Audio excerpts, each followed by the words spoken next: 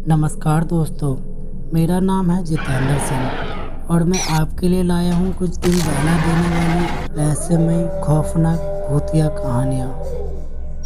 मेरा नाम शेखर है। मैं 44 साल का हूँ। चौपाटी के पास टूरिस्ट प्लेस के पीछे हमारा एक छोटा सा घर है जहाँ पर मैं घर जमाई हूँ।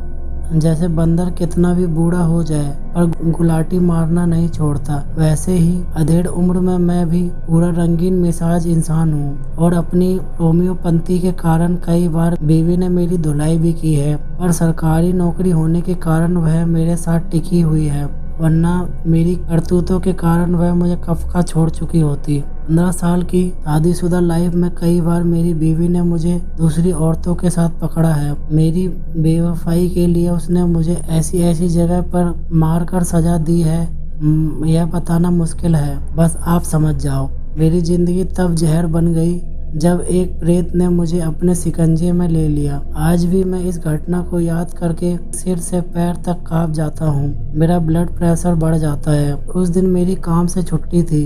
मेरी बीवी एक टीचर है, वह नौकरी पर गई थी। मैं लुंगी पहनकर बालकनी में खड़ा था। तभी मैंने देखा सामने बंद पड़ा कमरा खुल चुका था। शायद कोई नया किराएदार रहने आया था। मैं उधर झांकने लगा। तभी थोड़ी देर एक सुंदर लंबी बालों वाली हरी भरी औरत उस मकान की बालकनी में आई। मैंने तुरंत सिर हिलाकर उन्हें स्माइल दी। वह मुंह फिराकर उसके घर के अंदर चली गई। शायद मेरे अंदर छुपे भूखे मवाली भेड़िए को वह फौरन पहचान गई होगी। मैं कहाँ रुकने वाला था। मैंने फौरन गंजी पहनी और घर मुलाकात करने चला गया। वह लोग घर का सामान खोल रहे थे। उनके पति को तुरंत दोस्त बना लिया और मदद करने लगा। दूसरे ही दिन उनका पति काम के सिलसिले में शहर चला गया। मैंने मौका पाकर उसकी सुंदर बीवी से दोस्ती का हाथ बढ़ा दिया। वह उसकी बालकनी में और मैं अपनी बालकनी में। नैन मटक्के से बात शुरू हुई और एक दिन उसने इशारा करके मुझे बुला लिया। मैं भी सेंट लगाकर भागता कूदता घर में घुस ही गया। अंदर जाते ही उसने दरवाजा और खिड़की बंद कर लिए। मैं तो समझा कि आज तो जैकपॉट लग गया, पर मेरी गलत फहमी तब दूर हो गई जब उसने कहा कि नाच कर दिखा। मैंने कहा कि अरे नाचने का समय नहीं है, मेरे घर मेरी बीवी आ जाएगी।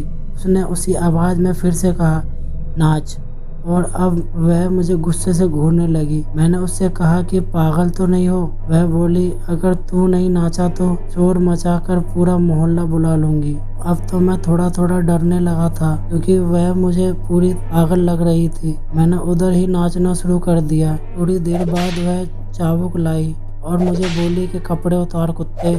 मैं तो अपनी चप्पल हाथ में लेकर भागने लगा और वह खूबसूरत गजगामिनी औरत के रूप में छुपा प्रेत अपने असल रूप में आ गया और दरवाजे के आगे खड़ा हो गया और उसका विकराल रूप आज भी मेरा दिल दहला जाता है। वह एक पठान का प्रेत था। उस पठान के प्रेत का आधा मुंह जला हुआ था और एक आंख गायब थी। भेड़िए जैसे उसके दांत थे और उसके मुंह से बेहोश कर देने वाली बदबू आ रही थी। खूबसूरत पड़ोसन के अंदर छुपे पठानी प्रेत ने मेरे साथ वह सब किया जो एक शौकीन पठान करता है। 3 घंटे अपनी कैद में रखने के बाद उसने मुझको दरवाजा खोलकर चले जाने को कहा और साथ में यह भी कहा कि मैं फिर तुम्हें बुलाऊंगा और अगर तुम नहीं आए तो तुम्हारे घर में चला आऊंगा। चाहते हुए मेरी चाल बदल गई थी और अपनी पड़ोसन का दरवाजा खोलकर हराते हुए घर की ओर जाने लगा। तो देखता हूँ कि मेरे सामने से मेरी पड़ोसन हाथ में सब्जी का थैला लिए चली जा रही है। यानी कि इसका मतलब यह हुआ कि उस भूखे पठानी प्रेत ने ही पड़ोसन का रूप लेकर मुझ पर डोरे डाले और मुझे उस घर में बुला लिया। फिर मेरी बैंड बजा डाली। मेरे लिए यह किस्सा डरावना था, पर मेरी बीवी को जब मैंने यह किस्सा बताया तो वह बहुत खुश हुई। उसने कहा कि तुम्हारे पापा की यही सजा है, जो हुआ अच्छा हुआ। तो दोस्तों ये थी आज की कहानी।